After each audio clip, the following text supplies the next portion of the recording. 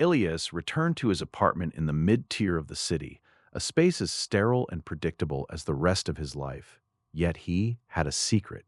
Hidden beneath the floorboards was a small wooden box, the only thing left of the world before the Great Calibration.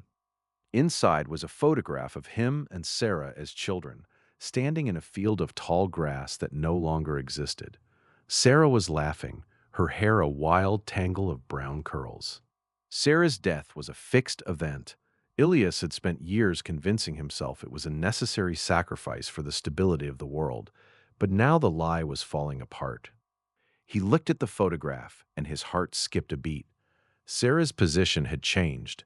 She was no longer looking at the camera, and in the background, where there had once been only grass, there was now a faint shimmering outline of a door. It's not possible. A photograph is a fixed record. It can't change.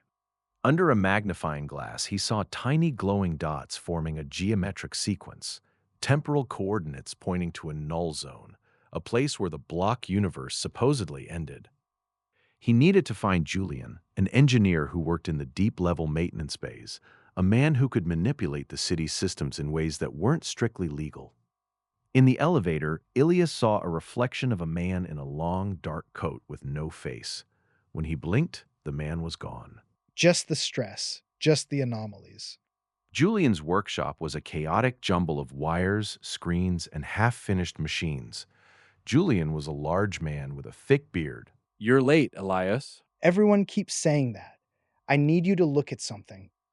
Julian placed the photograph under a high-powered scanner.